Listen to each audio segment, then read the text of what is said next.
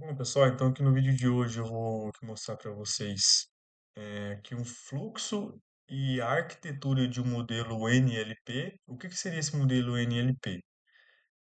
Seria um modelo ao qual nós vamos ali fazer um ajuste fino, que é ali o fine tune, para ele entender que ele é, por exemplo, um educador financeiro. Eu tenho um modelo que eu estou ali evoluindo ele para ser um agente, ao qual eu treinei ele para ser um educador financeiro. Então é exatamente essa arquitetura que eu utilizei para fazer o treinamento dele que eu vou mostrar para vocês, tá?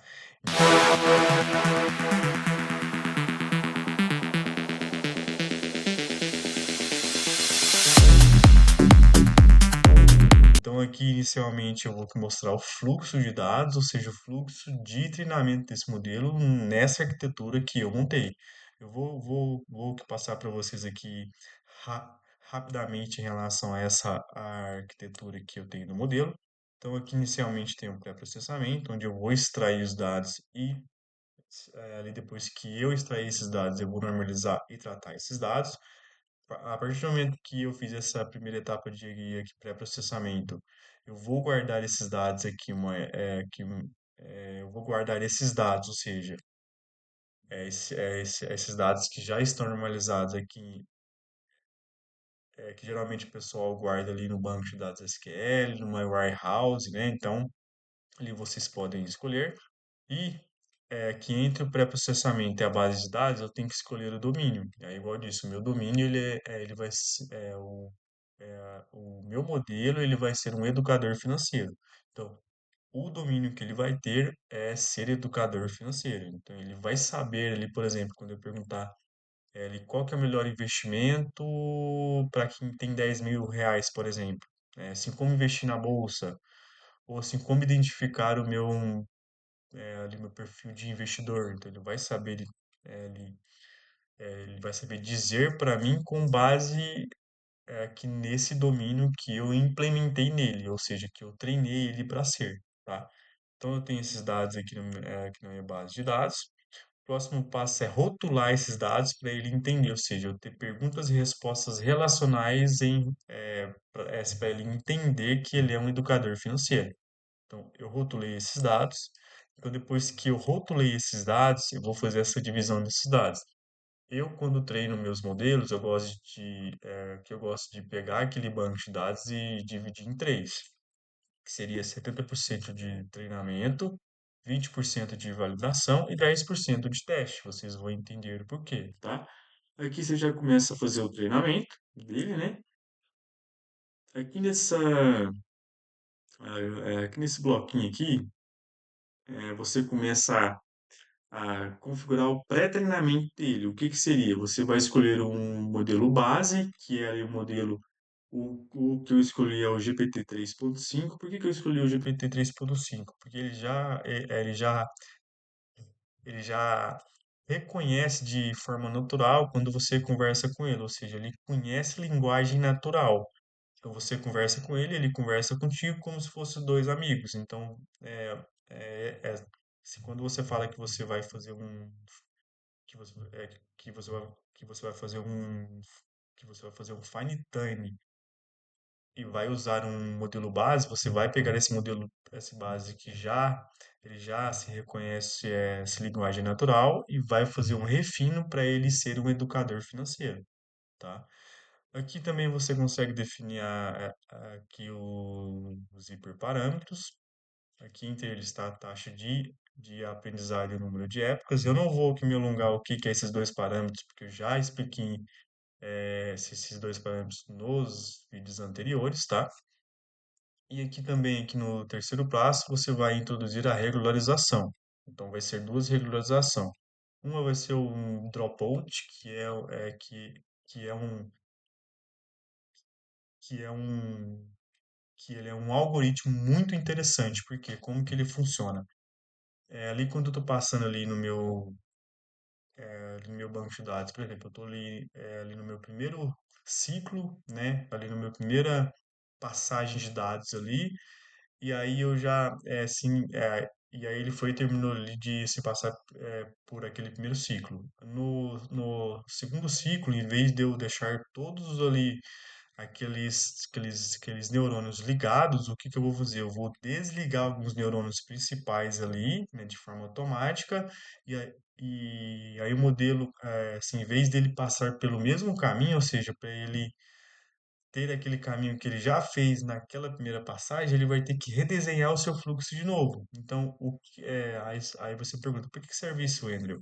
Bom, isso serve muito para você ali evitar o overfight, que é você assim, ter esse sobreajuste no seu modelo. Se ele tem que ele buscar novos pontos de caminho, novos pontos de fluxo, então você vai ali fazer com que ele redesenhe o seu caminho. Então você vai evitar o overfight. Bom, e podemos escolher também aqui e aqui também que podemos utilizar o early step. O que que é esse early step? Vamos dizer que ali eu programei aquele modelo para passar 5 vezes naquele meu banco de dados, né? Então, a partir do momento que ele passou ali, assim, 2 vezes pelo meu banco de dados e vamos dizer que o erro médio ele se manteve constante, então, assim, de forma automática vai separar daquele treinamento porque não adianta eu passar mais pelos meus dados, porque eu já tenho aquele meu erro médio, ele já é constante. A partir do momento que ele é constante, ele não muda, então não faz sentido eu passar novamente pelos meus, então não faz sentido ali eu passar pelos meus dados novamente. E isso aqui é mais uma vez para você evitar o overfight, que é um sobreajuste. Então você ali tem vários pontos que você pode se utilizar, vários algoritmos para evitar ali, por exemplo, overfight, né? Então é isso, pessoal. Bom, então aqui seguindo o fluxo, nós já vamos começar aqui nesse segundo card, que é o que é o loop de treinamento. Aqui vocês podem ver que eu apenas coloquei aqui o treinamento e validação e não coloquei aqui a parte de teste, que é os 10% aqui, ó. Você pode ver que tem aqui apenas o treinamento e a validação. Por que que eu inseri apenas aqui o treinamento e a validação? Porque o grupo, a parte dos 10% de teste é quando eu já treinei e validei o meu modelo. Então não faz sentido eu inserir esses 10% aqui, tá? Bom, então aqui o segundo card aqui é que eu já começo a passar ali, eu já começo a passar o meu modelo ali pelo banco de dados ali naquele primeiro ciclo, né? Então aqui já começa a vir o fluxo, então aqui passa pelos dados de treinamento. Aqui o próximo. Bom, é, vamos supor que eu tenha ali. é, então vamos supor que eu tenho um banco de dados e aí nesse banco de dados eu tenho 100 duplas de perguntas e respostas. E eu vou dividir essas 100 duplas em 10 baits, o que que seria bait? Seria 10 blocos de perguntas e respostas, né? Então ali vamos dizer que ali eu dividi aqui por 10 baits. A cada vez que eu passar ali, que se aquele modelo passar por aquelas 10 conjuntos de perguntas e respostas, eu vou ali verificar o erro e vou diminuindo aqueles pesos, vou configurando aqueles pesos para eles irem diminuindo, certo? E como que eu faço isso? Aqui eu utilizo e para descer esse erro, para identificar esse erro, eu tenho que fazer um cálculo entre o erro aqui dos meus dados reais, que é os dados de treinamento, com aqui o meu modelo. Então, esse gap, essa aqui diferença, vai ser ali o meu erro que eu vou ter que descer para mim fazer um ajuste o mais próximo possível. Que geralmente nesses modelos NLP, que é de linguagem natural, eu utilizo de um erro que chama entropia cruzada. Mas, e aí, então, junto com aqui o Adam, que é o algoritmo que ele é o algoritmo de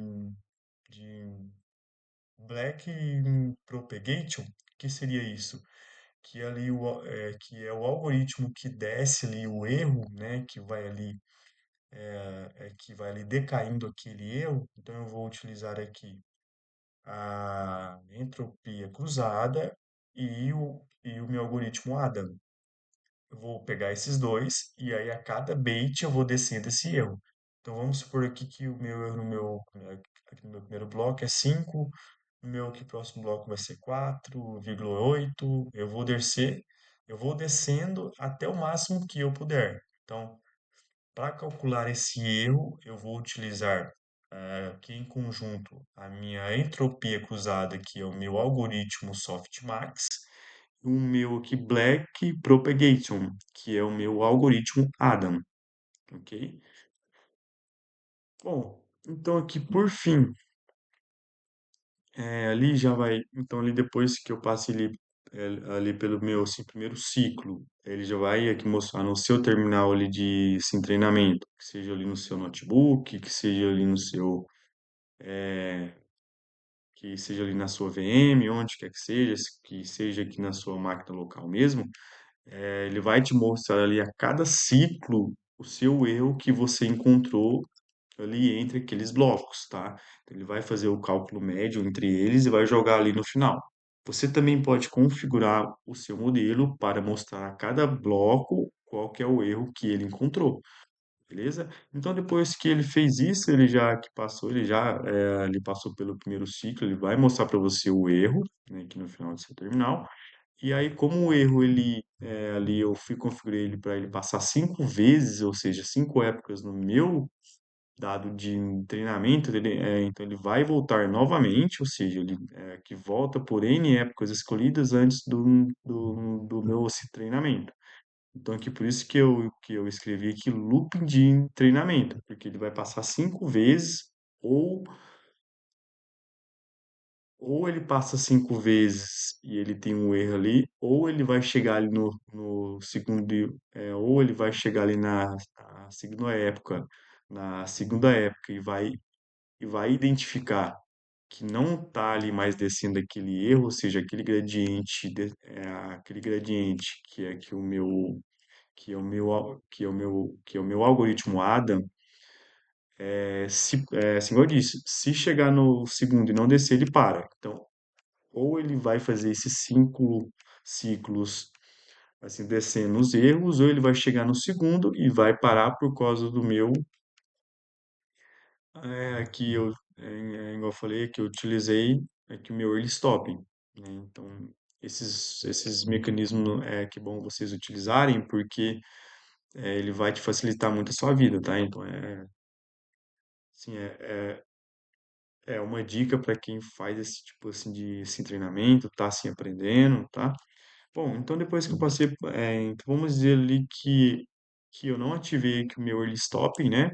E aí ele passou ali por 5 épocas. Então passou por 5 épocas, aqui a próxima etapa já é aqui o teste. Então vocês lembram que eu falei que ali no treinamento eu utilizei apenas os dados de treinamento e validação aqui nesse looping, né? Aqui 5 épocas.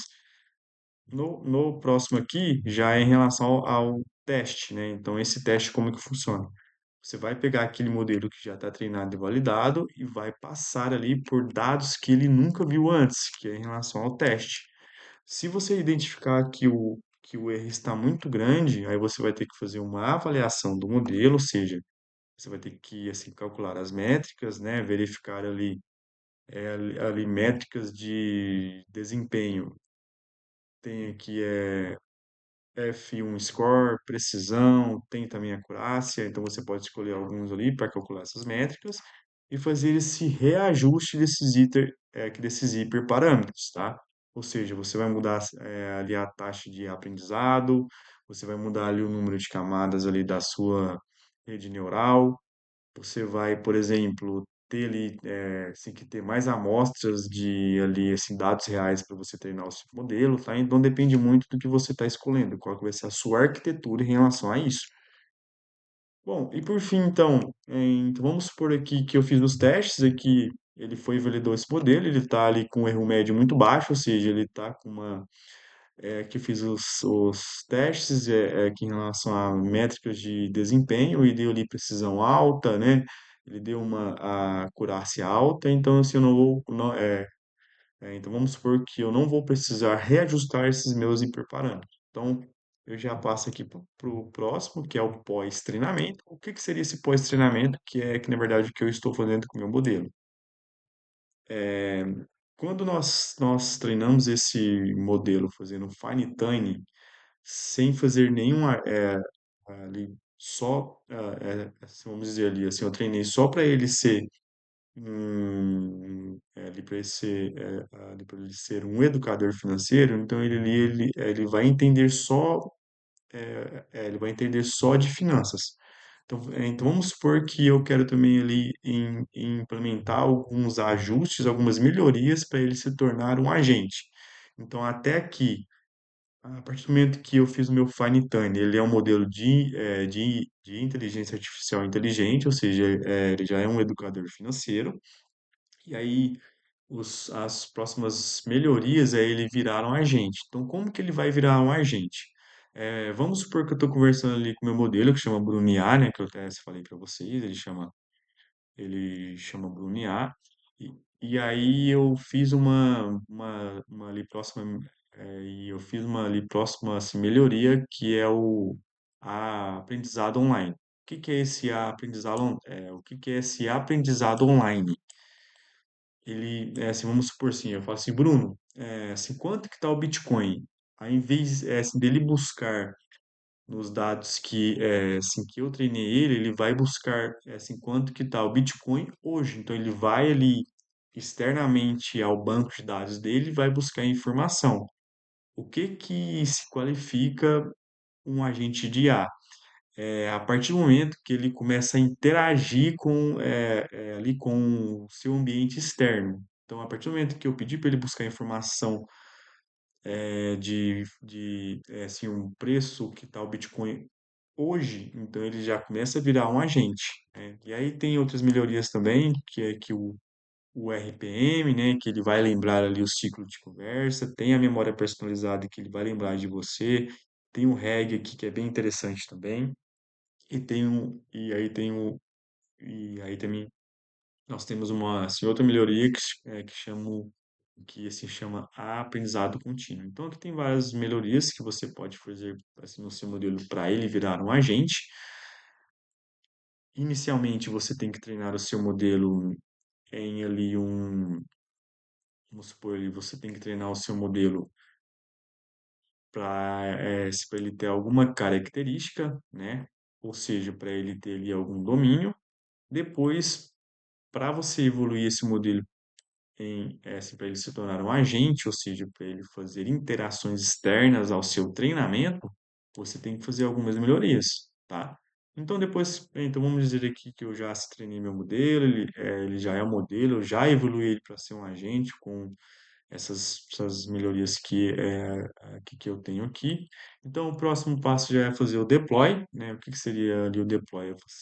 Ali você fazer o endpoint para você fazer interações com o seu modelo, igual, por exemplo, se o meu modelo eu fiz um site, eu tenho um site da se eu tenho um site da minha empresa, né? E aí eu consigo fazer interação ali com o meu modelo, conversando com ele. Então, assim, o que eu fiz com ele não é para ser um chatbot, vamos assim dizer. Eu fiz é, ali uma API para mim conversar com ele como se fosse uma pessoa mesmo. Eu pergunto através de voz e ele também me responde através de voz, tá?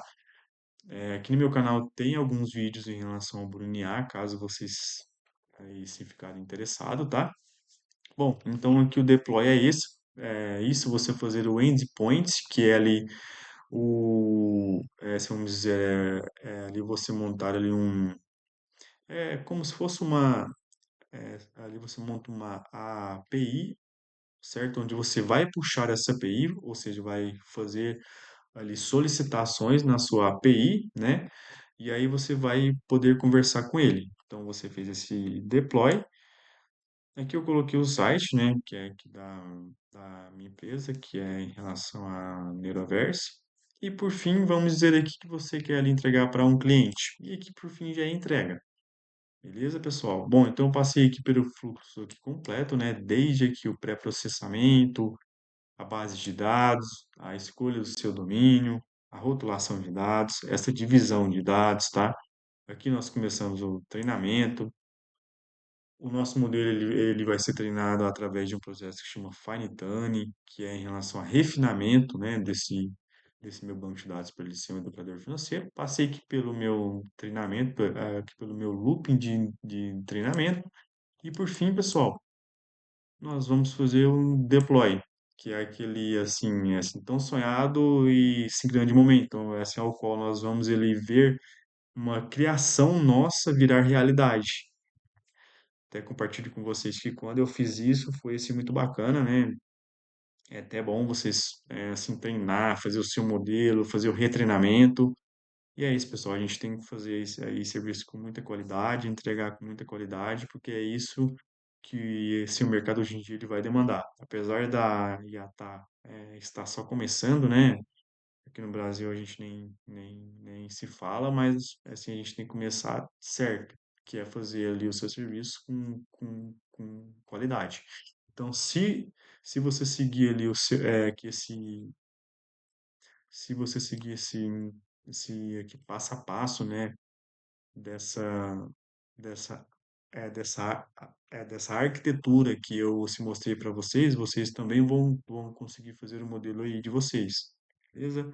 Bom, pessoal, é isso. Espero muito que esse vídeo assim, tenha ajudado vocês a entenderem ali o fluxo de dados, né? Você entender ali como fazer a sua arquitetura. Eu vou passar novamente aqui, porque às vezes isso ajuda vocês, né? Em todo esse processo, tá? Bom, pessoal, é isso. Até a próxima. Aquele abraço.